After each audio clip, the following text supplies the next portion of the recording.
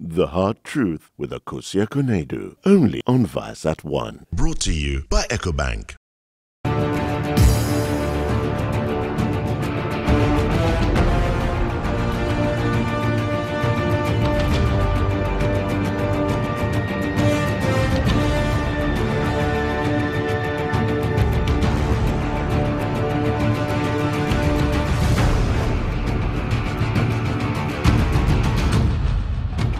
It is August again, and the 2015-2016 batch of National Service personnel are currently on their mandatory 1-month leave to end their service to the nation. As well, the next set of National Service personnel are registering to be posted to their various locations. However, challenges with slow registrations have cropped up along with numerous other challenges. Now, have we reached a point with the National Service where postings are fair to all personnel, devoid of protocol postings and financial misappropriations?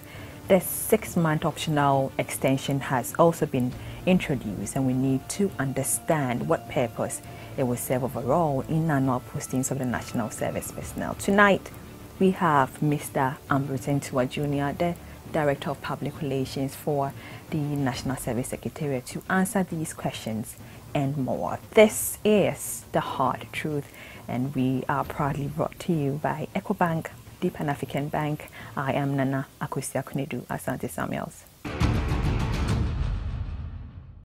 Mr. Ambrose Entsiwah Jr., welcome to The Hard Truth, sir. Thank you. It's good to have you here, sir. Right, the National Service Secretariat completed its posting of service personnel to various parts of the country this year. Now, 3 clear months ahead of the service, the postings were done. The registration process is currently ongoing. Should we expect this year's registration process to be different from last year, where various challenges were faced by your outfit? No, that was our expectation, but unfortunately, things have changed. We're expecting, like you rightly indicated, 3 clear months ahead of time. We're expecting that the service personnel will take their time and go and register. However, for the first 2-3 days, almost everybody was there to register. So the situation we had last year with the overcrowding of the registration center has repeated itself. We have gone around registration centers across the country, and it's almost the same everywhere. Most probably, people think that they will have to register on the first day. I don't know why. But I want to ask, are you adequately prepared to deal with the situation, looking at thousands of universities graduating, people stranded at the Secretariat? What would you say? Yes, in fact, when we got there on the first day, the first challenge is what I've just talked about.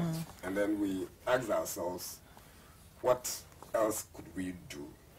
Well, we thought that by releasing the posting earlier and giving them almost 3 months to register, people would just take their time and trickle in one by one, or maybe bit by bit, so we could have... Ambrose, I get that. It used to be 2 weeks before. There was a time now, that was about 1 week. Fine, now a month. But looking at the situation, don't you think we need more extended time, say 2 months? What would you think? For the registration? Yes. No, I don't think it will solve the problem now. We have spoken to a number of people, including the service personnel themselves. Some of them have come up with some brilliant ideas. Some are thinking that we could go online, do the registration online. We have explained why that would pose more challenges. I guess you like the numbers. Yes. They are registered. Oh, you like the numbers, people coming and being stranded. I think it's fun for you seeing a lot of students being not there. That we like that. You think we are comfortable to see young people for students? Well, Ghana will know the NSS is working and it's your time, sort of. But I don't think converging at the place, having large number of people would indicate that we are working or not. That is not the situation.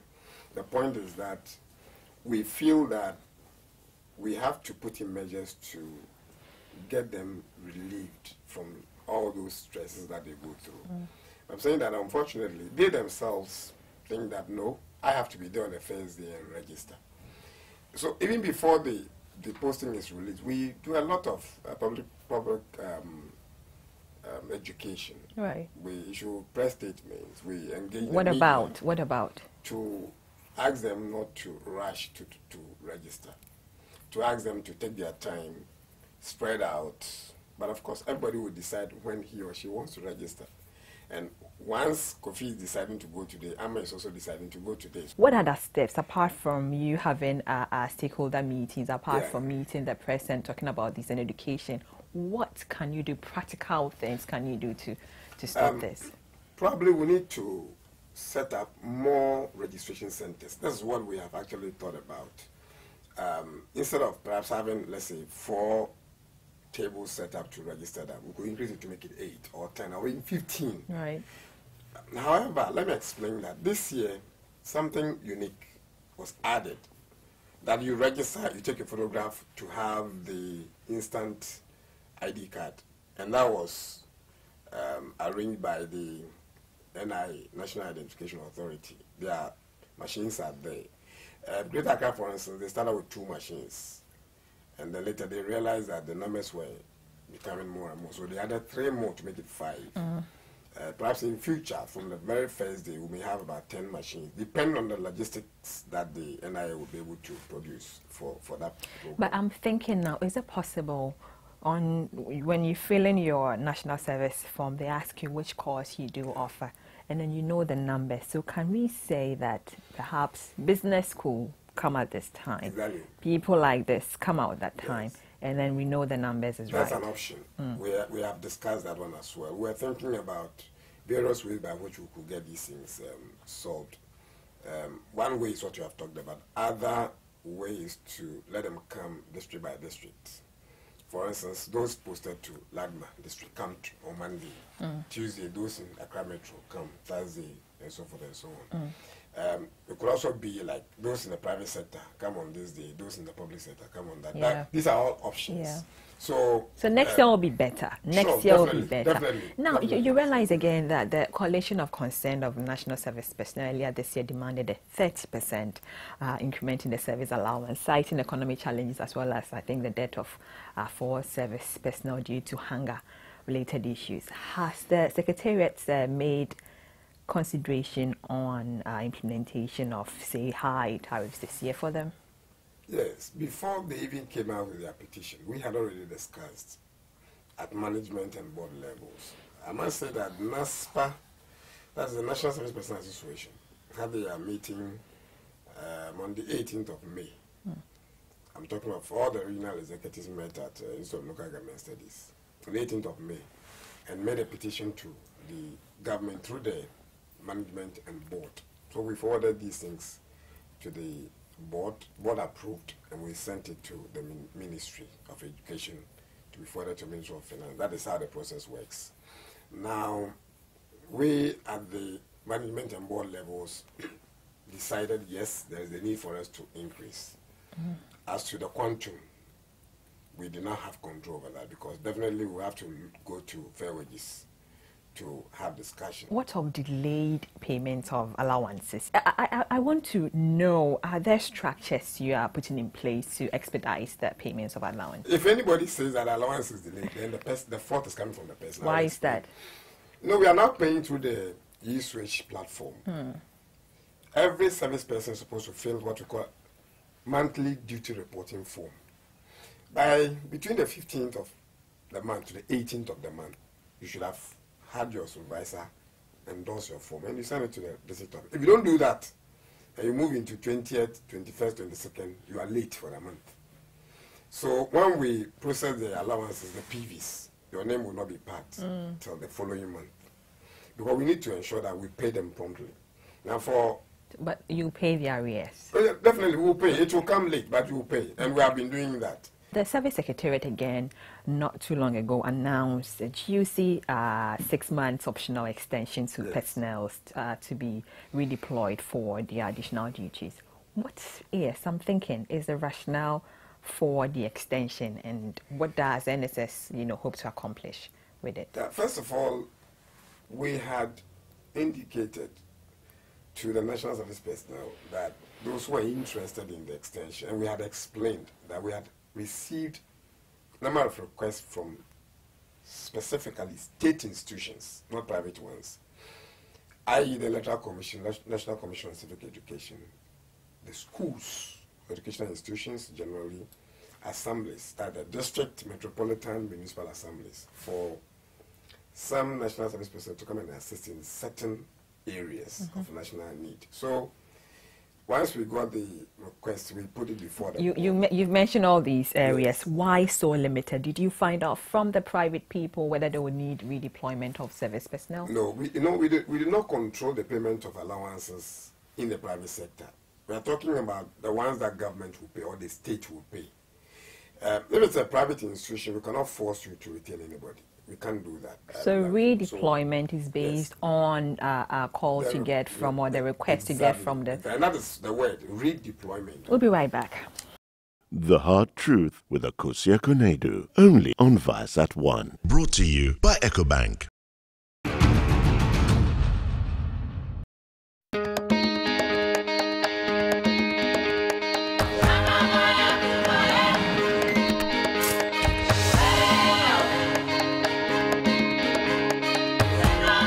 EcoBank, we see a great future, one that's full of opportunity for those who want to be the best.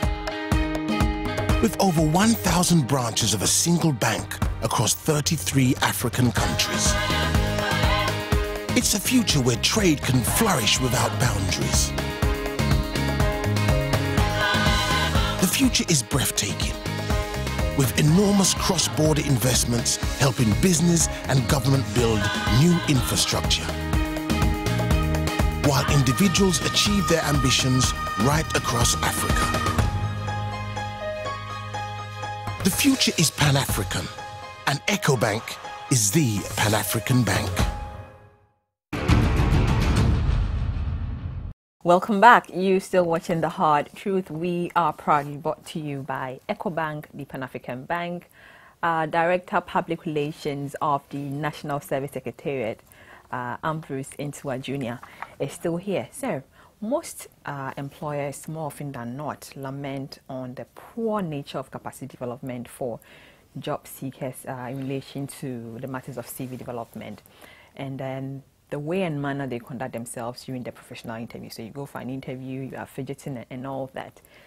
The national service is the first job experience for most graduates, and hence that is left for just a year to do your service to search for a job on the market. Should we expect to reach a point where national service postings will be directly related to course taken in schools and to allow relevant jobs experiences, job career during the service period? Yeah, it could be possible, but then we will have to think of changing the focus of the scheme, the mandate given to the scheme to operate, and the philosophy behind the establishment of national service in Ghana. If I may take you back a bit, in 1973, when the scheme was nurtured, it was not any government that decided to establish the scheme. It was the students of Ghana themselves around that time, the three universities, i.e. Cape Coast, Legon, and Tech, decided that the state should give them a role to play in its developmental programs. And they said, look, we do not even mind. There's anything to keep us going. That is how the issue about allowance came in, because in the earlier years, there had been some attempts which did not work though. And people are talking about the fact that we had a Peace Corps people coming from the US at that time. So the spirit of volunteerism came in from the students themselves. So yes, at that time, there was something like, let's look at your course background.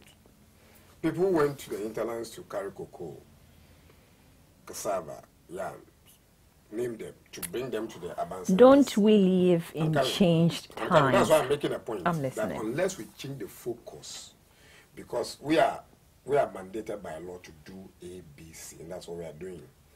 Now, if we look at the number of people who come out every year, the numbers are increasing. There were times that we're posting about 6,000, 6,900. I remember 15,000, 25,000, 35,000, 45,000, now 75,000.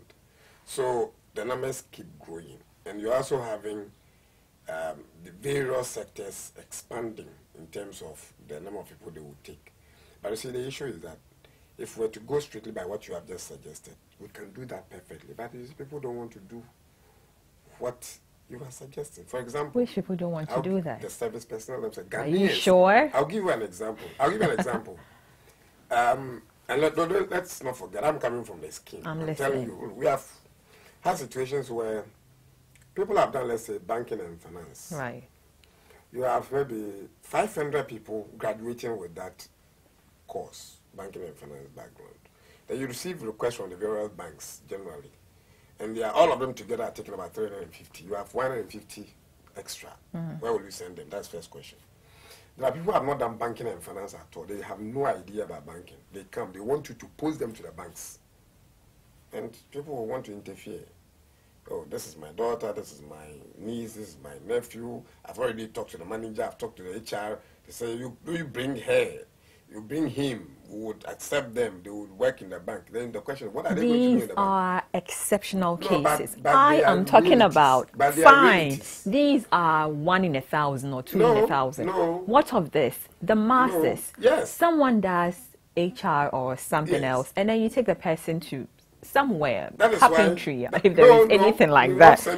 Well, if there is anything like that, how can I learn on the job after 8-9 months to a year, service is over, and excel on the job market? National Service is not job recruitment agency. It is not. Oh, then what are you doing to us? And so if you building capacity. I said that, then we should, as a state, change the focus of the scheme. But every year, sir, you sit down to perhaps look at the development of the scheme. Why not look at the capacity building and the career path of these personnel? I'm coming. Why not inculcate into our young people the tenets of sacrificing more than... You see, you have not agreed. That is why it's difficult to change the focus. See, service is fantastic. Listen, service... I'm listening, but let me make my point. Let me make my... No, you have made a point. Correct. I agree with you perfectly. But I'm saying that... No, but you are talking as if I am not behind the national service and being patriotic. No, we cannot just say that. We cannot just say that. This is what we want to do outside what we have been mandated to do. So if you listen carefully... Why can't we do that and build capacity, develop the personnel? Why we are doing that? We are in constant collaboration with employers. We are in constant collaboration with stakeholders. We have organized a number of stakeholder conferences. As far as I know, about 3 of them, and each of them had a focus. The last one we had was about youth entrepreneurial skill development and all that. And we are looking at the purpose of national service in doing all those kind of things. We want to shift. But in doing that, we would need what we call legal backing to change our focus. We cannot just do it anyhow because we have been given specific areas to which we will have to operate. Is it possible, Ambrose, is it possible to perhaps check? You do reports. You said they give you reports for salaries. Aside the salary payment, is it possible to perhaps look, hold on, you said your supervisor will have to give you allowance. Yes, yes. Sure. I'm asking, is it possible to, again, as the same routine with the allowances, for the supervisors to say that, okay, she's not doing so well in HR, I think you should be redeployed to certain areas or moved. Is it possible to, so that you know that we need to put this person here? Yes, if you give us that recommendation, we'll do that. But let me say that. But why don't you put that statement out? We have to a very large extent posted people according to their courses. To a very large extent. I've already indicated that if, for instance, you have 500 people in a particular course, and the vacancies available is 350. It means you have 150 backlog. Where will you send them? So ideally, we will post them in accordance with their course backlog. We have done that. But as I've indicated again, there are certain factors that come in. This is national service. It is, again, not job recruitment. So, well, there may be other areas that you can perform. The idea is for you to integrate into the community of Ghana, learn from people, also share your experiences with them. So it is not only, and I'm not saying it is not only necessarily the fact that because you have done this course, you must be there. For example, people have done communication studies. They want to work in media house. They cannot get because you have more than the number that you can deploy to media houses. But if you go into details of the courses that they are offered in the university or any of the communication studies related institutions, you'll find that the person might have read English, might have done other courses, there may be population studies, maybe research and all that. So, but can you, again, my point, can you communicate to the institutions and then tell them if this person is not performing, let us know, can we post them? No, they even do it. If, for instance, somebody is posted to, let's say you are a CEO of an institution, but the person is posted and you realize that the person is not performing according to what you expect, and you think he or she is better somewhere else, you can always do the rearrangement within your institution. It doesn't matter. Now, let me say this. When we post people, okay, we do not tell you which areas you should put them. For instance, we post somebody to Ghana Education Service. We will not tell you that when the person comes, let him teach English. You will look at the background of the person and realize that, look, maybe physics would be better than chemistry. So you put him at physics. But can the individual decide for themselves, I want to be here? They always have discussions with the supervisors. They always do that. For instance, somebody does, let's say, chemical engineering. Then you guys, okay, for that, we will put you to chemistry. Maybe teach chemistry at SHS. They say, well, I did chemical engineering, but I can teach physics better. If you do that with the headmaster, why not? The two of you will agree and then you go ahead. We'll be right back. The Hard Truth with Akosia Konedu, only on Vice at 1. Brought to you by EcoBank.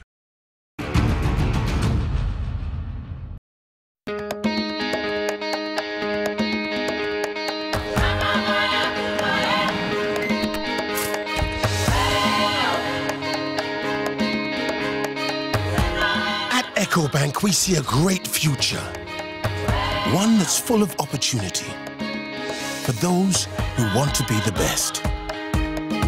With over 1,000 branches of a single bank across 33 African countries.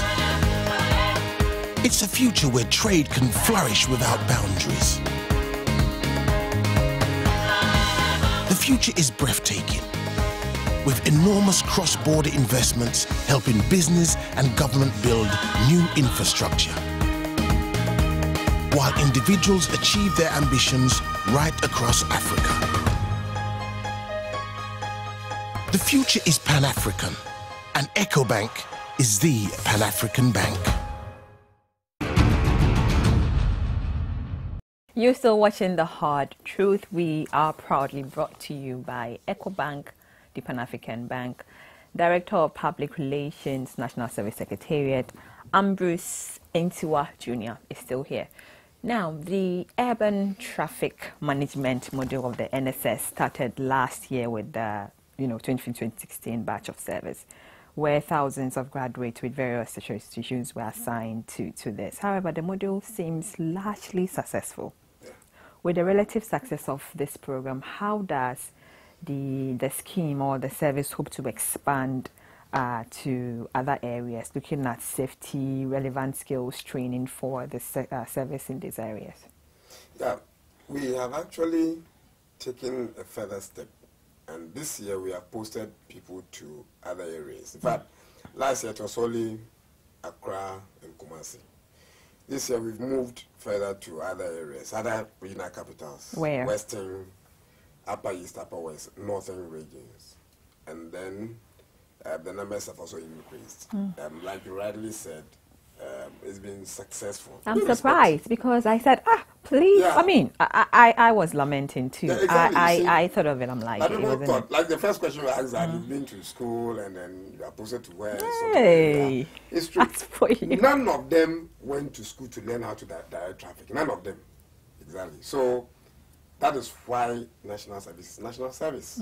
But again, you realize that the NASPA, the National Service Association of Personnel, they're of the view that such people or people in the traffic direction should be given some high opportunities to enter into the police, but the Director of Affairs for the Ghana Police Service, Superintendent Cephas Arthur, however, seems to disagree. What's your say on this? Yes, police is a state institution. We do not control their mode of operation in terms of recruitment and all that. But don't you agree? Is the direction of traffic really the same as policing?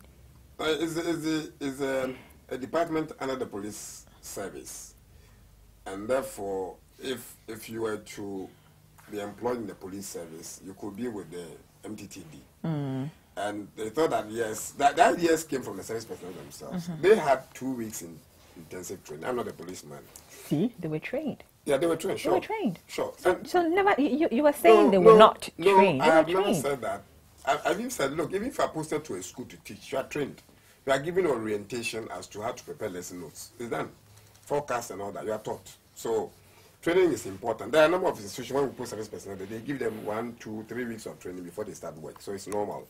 So I'm saying that for the urban traffic, yes, the idea was there. It was a good idea. But as I've indicated, we cannot force the police to pick them on. They will have to go through the process. Maybe at the interview level, if you tell them that, yes, I have done traffic management through the National Service. They'll be doing first hand. Exactly. It could be an advantage. Right. Exactly, over other people. So why not? They could always have that opportunity to do so. Now, election is just around the corner, with personnel completing their registration to begin their service in September. The question of how they're posted to those posted locations that are distant to where they actually have to vote come December 7. Are there some collaborations the NSS is making with the EC to actually help or aid the personnel to cast their votes? I think that the Electoral Commission, as an independent institution, has its own programs. For instance, if it is announced that those who will be doing some work for the Electoral Commission have to go through special voting, why not? They would. Apart from that. But service personnel have been posted to go to their various places in this country. On the election day, everybody is supposed to go back to where you registered and vote and come back. What I could say that we have not discussed this particular issue at any level, whether at the management or board level.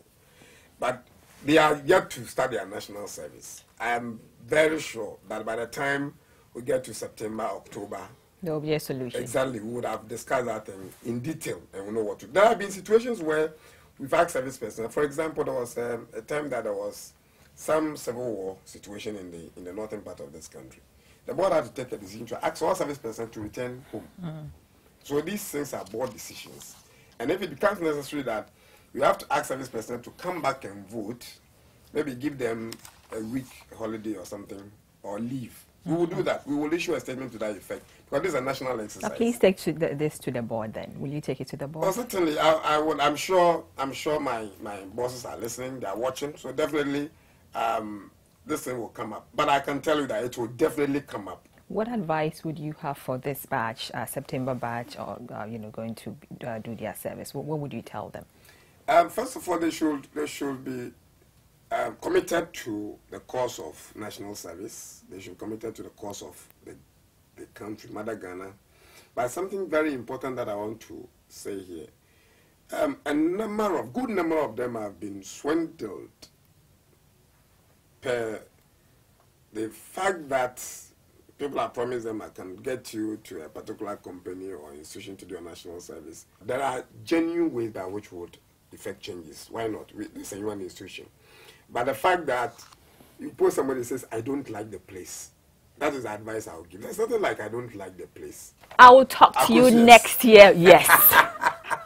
Thank you so much for talking to the Hard Truth. Now, Ambrose Entsiwah Jr. is the Director of Public Relations for the National Service Secretariat. And today is your birthday, Ambrose son. Ambrose son is Kofi Jate Entsiwah. Yes. Happy birthday to you. How old? 20 years old. 20 years. Oh, he's a big boy now. Happy birthday. You have my cake soon, and thank you so much for watching this being The Hard Truth. We are proudly brought to you by EcoBank, the Pan-African Bank. Have a wonderful evening. Bye.